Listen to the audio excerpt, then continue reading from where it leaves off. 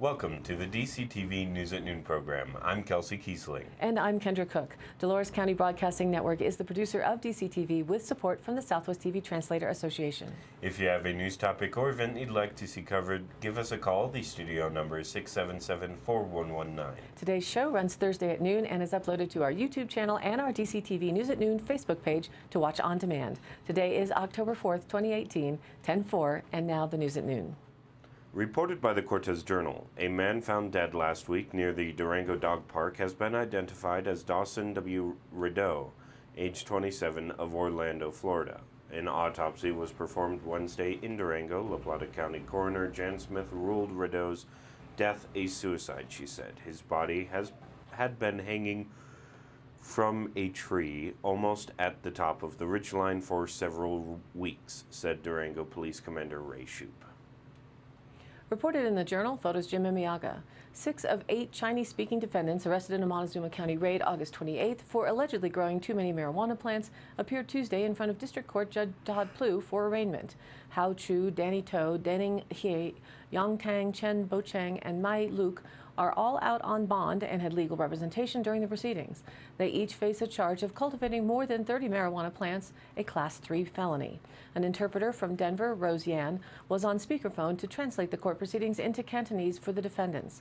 Plew informed the suspects of the charges and read them their rights. None of the defendants entered pleas, and all were scheduled for a disposition hearing for November 15th or the 26th. At disposition, the defendants can enter a plea, decide to go to trial, or be presented with a plea deal if the district attorney so chooses. While on his way to his arraignment at Montezuma County Combined Courts, one defendant, Sang Teng, was arrested by Montezuma County deputies on a federal charge related to the case, said District Attorney Will First. Teng has been indicted by a grand jury and faces a federal charge for his alleged involvement in the marijuana operation. The U.S. Attorney's Office has not released details about its case against Teng. Because of the federal indictment, Plew dismissed the state charge against Teng at First's request. Another defendant, Jade Chu, failed to appear for his arraignment, and Plew issued a bench warrant for his arrest and ordered the bond be set at $3,000. The defendants were arrested as part of a multi-agency operation at several properties in Montezuma County that seized an estimated $500,000 in cash, 4,300 plants, and 500 pounds of processed marijuana, according to the Drug Enforcement Agency. The raids were connected to a Chinese or Chinese-speaking ring that has been under investigation since a large marijuana bust in Rifle in 2016, said Steve Knight, resident agent in charge of the DEA office in Grand Junction. The proceedings were complicated by the language barrier, and the defendants often asked for clarification from Plew, their attorneys, and the interpreter. To, Denning, Luke, and Tang requested permission to move or travel to California while their Colorado case was pending. Plew granted their request on the condition they surrender their passports within 7 days and waive their rights to contest extradition. The raided properties in the marijuana bust were connected to the Ocean Pearl Chinese restaurant or Hong Kong restaurant in Cortez, according to Knight and Montezuma County assessor records. In Colorado, it's legal for citizens aged 21 and over to possess and cultivate a limited amount of marijuana. First said black market marijuana operations that go beyond the allowable amounts are on the radar for local and state prosecutors and law enforcement officials. From the Cortez Journal, a woman who died Sunday in Iris Park under suspicious circumstances has been identified as Nicole Paula Wagner, age 25, of Durango. Wagner had been in Iris Park with her boyfriend around 10:25 a.m. when she collapsed, Durango Police Commander Ray Shoup said. Police and EMTs performed CPR and used an external defibrillator to try to resuscitate Wagner, but their efforts were unsuccessful, Shoup said. He said Wagner was pronounced dead at the scene. "We are investigating suspicious circumstances around her death," Shoup said. Shoup declined to name the individual with Wagner at the time of her death and did not say whether he was a suspect, citing an active investigation into the cause of her death. An autopsy performed Wednesday was inconclusive, said La Plata County Coroner Jan Smith. Shoup said no obvious signs of trauma were found on her body when police responded Sunday. The coroner's office is waiting for the results of a toxicology report, which can take several weeks before making a final ruling on cause of death, Smith said. From the Journal File Photo, Jeremiah Paul Dameron, who is charged with first-degree murder of his mother last summer, pleaded not guilty by reason of insanity on Tuesday. The plea sets in motion a mandatory mental health evaluation to determine whether he was insane at the time of the slaying. No finding has been issued by the court on the validity of Dameron's insanity defense. Montezuma County District Court Judge Todd Plew ordered Dameron into the custody of the Colorado Mental Health Institute at Pueblo, where he will be evaluated. Plew denied a request by Dameron's lawyers to have him evaluated by a team of doctors from the University of Denver. At the end of the evaluation, which is expected to take months, a report and recommendation from the doctors on the insanity claim will be issued to the court. Quote, in a not guilty by insanity defense, doctors determine if a defendant knew right from wrong at the time of the offense, said 22nd Judicial District Attorney Will Furse. If they determine he was insane, their recommendation will be reviewed by the district attorney and judge. If the prosecutor and judge agree, the judge can make a finding of not guilty by reason of insanity. At that point, Dameron would be committed to the Colorado Mental Health Institute and could be released only at the recommendation of doctors. If there is disagreement on the recommendation, a mental health evaluation could be sought or the case could go to trial. If the recommendation finds that Dameron was sane at the time of the slaying, defense attorneys could seek another evaluation. If deemed sane by the court, the case could then go to trial or a plea bargain negotiated. On August 1st, Plew ruled that Dameron was competent to stand trial for the murder of Christy Dameron, age 62, whose body was found beaten and burned in his backyard outside Cortez. Plew's decision ended a competency hearing with 3 expert witnesses, 2 who had evaluated Dameron this year and found him competent to proceed to trial, and 1 who had found him incompetent in 2017. All 3 stated it was possible that without ongoing treatment, Dameron's bipolar disorder could deteriorate to the point that he was no longer competent to proceed. None would speculate about his current level of competency. Arguments in the August 1st competency hearing often turned to Dameron's diagnosis of bipolar disorder and the amnesia that he says he suffered at the time of his mother's death. The expert witnesses emphasized the dynamic nature of his bipolar episodes and said they could resurface during a trial. First argued that Dameron met the Colorado standard for competency, understanding the legal proceedings and assisting in his defense, despite his bipolar disorder and amnesia. While acknowledging that Dameron's competency could change if his mental condition deteriorated, First argued that previous rulings found that amnesia did not prevent defendants from assisting counsel.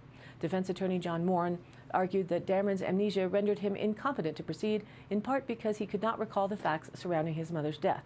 For Plew, the case came down to the 2001 Colorado Supreme Court decision in People v. Palmer, which found that amnesia by itself does not constitute incompetency unless it rendered a defendant unable to understand the proceedings or assist in his defense. Plew said Dameron met the standard for competency even if he had experienced amnesia.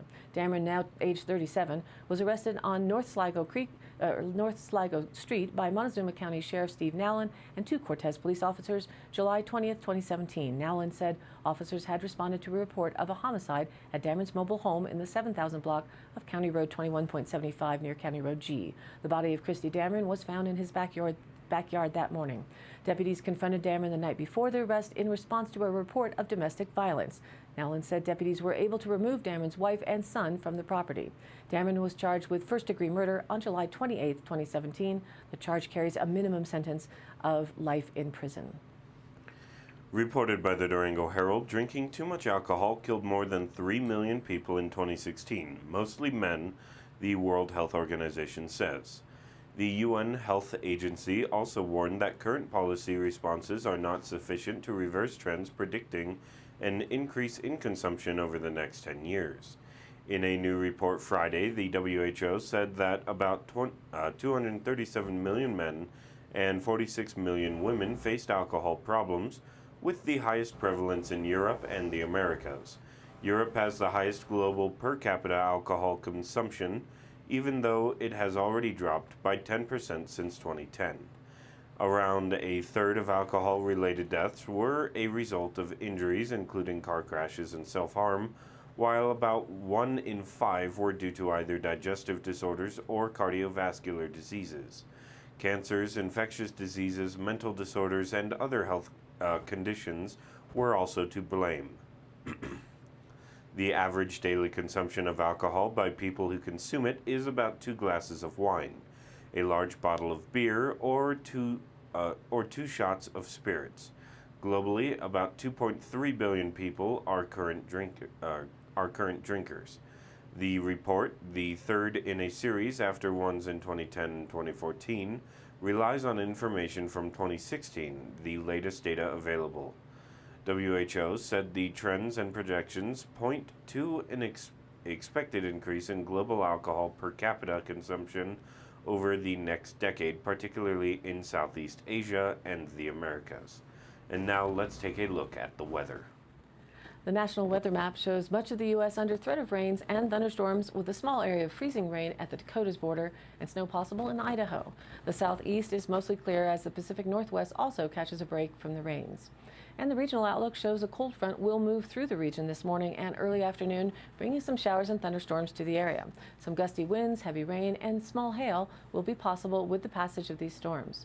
A very active period is in store as disturbances move overhead every few days. Some snowfall is possible for higher elevations over the weekend, while rain and thunderstorms will remain possible. Temperatures will also drop to below normal for much of the next week. The National Weather Service and DCTV local 5-day outlook state today's scattered showers and thunderstorms mainly before 3 p.m., then partly sunny with a high near 66. South-southwest winds around 15 miles an hour with gusts to 25. Chance of precipitation is 50%. On the overnight, scattered showers and thunderstorms after 5 a.m., partly cloudy with a low around 44. South-southeast winds 5 to 15 miles an hour with the chance of precipitation at 30%. Friday, a 40% chance of showers and thunderstorms mainly happens in the afternoon, mostly cloudy with a high near 61, breezy also in the afternoon.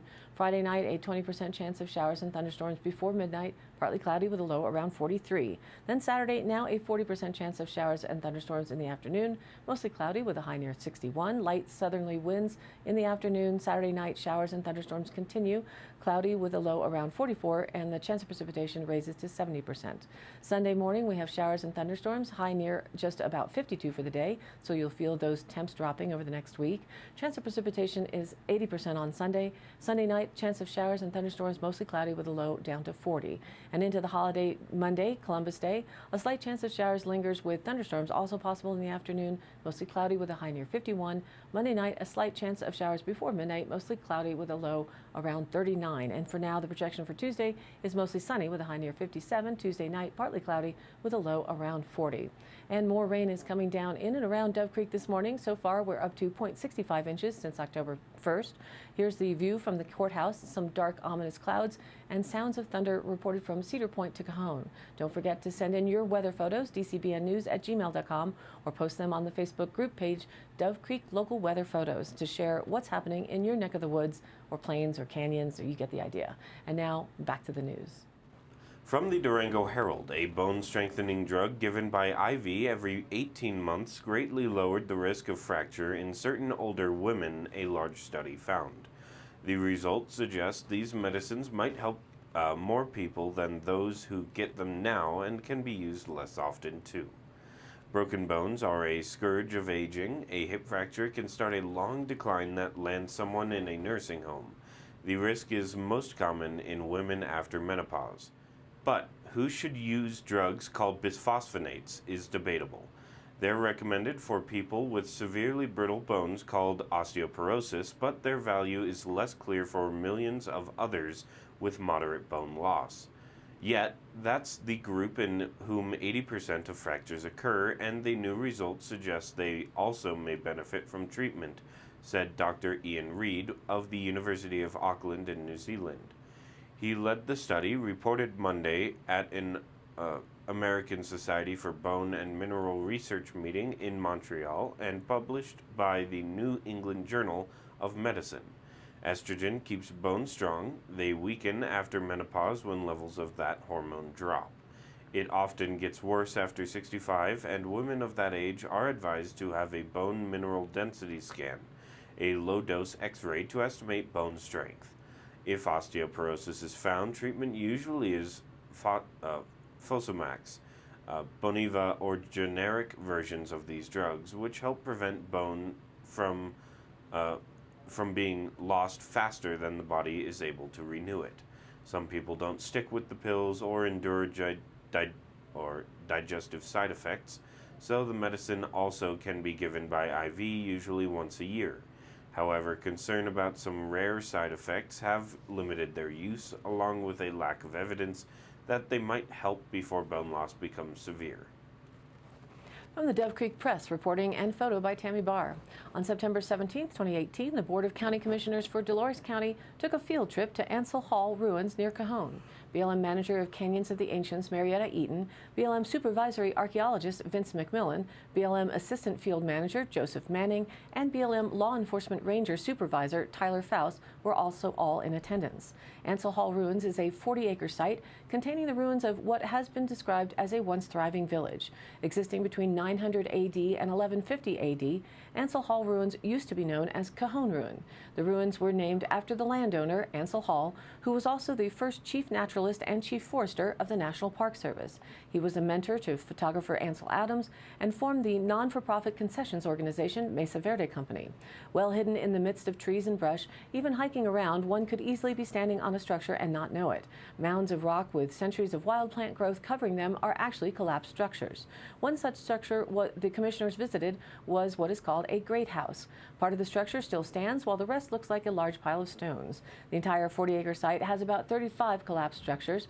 It's estimated that the village was home to approximately 150 people, or about 35 families. In addition to the Pueblo II structures, the commissioners were also shown where Ansel Hall and the kids from his Explorer Club had been excavating in the late 1940s. The reason for the trip was to determine the measures needed to possibly open the site to the public. Right now, the only way to the ruins is through private property or across BLM land that is not specifically a trail as yet. The site is not open to the general public yet, per se, and there are concerns over looters hitting area for artifacts. This site is part of the Canyons of the Ancients National Monument and protected by local supporters and the BLM. According to BLM, Canyons of the Ancients National Monument is part of the National Landscape Conservation System. The system is made up of 32 million acres and managed by the BLM. These efforts are to conserve, protect, and restore the landscape that have been recognized for their important cultural, ecological, and scientific values. The monument was established to preserve ancient ancestral Puebloan ruins with over 6,000 sites identified in the system. According to the Durango Herald, with photos from Oxford VR and P. Solomon Banda, Dick Tracy didn't have to visit a tall building to get over his fear of heights. He put on a virtual reality headset. Through VR, he rode an elevator to a high-rise atrium that looked so real he fell to his knees. Virtual reality therapy can help people like Tracy by exposing them gradually to their greatest terrors. The technology is just now reaching the mainstream after 20 years of research. Equipment is lighter and more affordable, with tech advances spilling over from the gaming industry to help people fight disabling fears of flying, heights, spiders, or dogs. And the surge in products is bringing VR to more therapists' offices. Experts predict people with mild phobias will treat themselves successfully at home. Research shows VR therapy can lead to real-world gains for people with phobias and works as well as traditional exposure therapy, which slowly subjects patients to what causes anxiety for them. Reported in the Journal Photo, Montezuma Orchard Restoration Project starts up its mobile juice program in Montezuma Valley with a visit this month by Summit Mobile Juicing, which provides juice processing services in Colorado. Cider makers will purchase most of the juice, and the rest will go into fresh pasteurized juice boxes as a fundraiser for MORP. To prepare for the juicing, MORP hopes to pick 1,000 bushels over the next several weeks and is looking for volunteers and apple sellers. Quote, we estimate from our historic orchard mapping work that a 50,000 bushel capacity mostly hits the ground for deer and livestock to enjoy. MORP said in a press release, so our efforts are one small step to return an orchard culture and economy to our region by turning some of this abundance into juice. In 2016, MORP produced and sold 2,200 gallons of Montezuma Valley Heritage Blend raw apple juice for use in hard cider in Denver, Boulder, and Cortez. MORP used proceeds from the sale to purchase local heirloom apples, invite Montana's Northwest Mobile Juicing Operation, lease cold storage and processing facilities, ship juice, and coordinate the project. Funded in part by a USDA local food grant, MORP began the pilot program to evaluate whether mobile juicing would help fruit growers reach markets. Lang Livestock shipped 10,400 pounds of juice to Denver on an open-air flatbed truck at night to keep it cool. Quote, with the preponderance of juice apples in our orchards, Market opportunity exists not only for hard cider, but for our fresh juice as well, Morp said on its website. Morp also plans to host a 2018 Orchard Social Heritage Apple Tree Sale and a homegrown apple show. The Orchard Social will celebrate Montezuma County's fruit-growing heritage at Outlier Cellars at 141 South Main Street in Mancos on October 13th from 2 to 8 p.m. For more information, contact Morp at 970-565-3099 or email them morp@montezumaorchard.org. And now for the Dolores County Sheriff's Roundup for the week of September 24th through the 30th. Received multiple reports of careless driving on Road 15. An ATV and motorcycle were reported driving carelessly through town. A disabled vehicle was reported on Highway 141, San Miguel County, and the State Patrol were advised. Dispatch received a report of two side-by-sides driving on town streets. An officer was unable to locate the subjects. An officer gave a courtesy ride to a person passing through Dolores County. A report of a car versus deer accident on Highway 491. The ambulance was requested, and one person was transported to Southwest Memorial Hospital. A report of trespass and break-in at a cabin on Barlow Creek. The report was passed on to the Forest Service. That concludes today's roundup. Stay tuned for continued updates. And today's High Canyon Country happenings. The Fall Bullfrog Open Bass Tournament will be held Saturday and Sunday, October 6th and 7th, 2018. This is a team tournament format with an entry fee of $140 per team. Optional big fish pots Saturday and Sunday are $20 per team per day. The optional red, white, and blue pot is $20 for the weekend. The total for registration and all additional optional pots is $200. They will accept cash only on registration day. It starts at 6 a.m. each day. There is no off-limits period before the tournament, so come early and pre-fish. October 6th, also Love Country and Rock with Flatwater at Blondie's Trophy Room in Cortez. That's Saturday from 7:30 to 11:30 p.m. It's a free show with one of the Four Corners' finest country rock bands. Music starts at 8 p.m. Come early, grab a table, and get dinner. Kitchen closes at 9 p.m. The dance floor will be open. On October 9th, next Tuesday, the High Desert Conservation District drones are a hot topic in agriculture. They are a useful tool in monitoring crop production, fertility, and irrigation efficiency through the use of advanced sensors and digital imaging capabilities. Practical uses include inspecting sprinklers, crop production, fertility, and irrigation efficiency, precision agriculture, infrared sensors, and digital imaging for advanced monitoring. All of this will be topics discussed, and it runs from 9 a.m. to 12 p.m. in Cortez. For more details, call them at 970-529-8368. And all of these happenings are posted on our DCTV News at Noon Facebook page, along with the YouTube replays, weather, original stories, and local posts. To share your event or information, contact us, dcbnnews@gmail.com, or call the station 970-677-4119.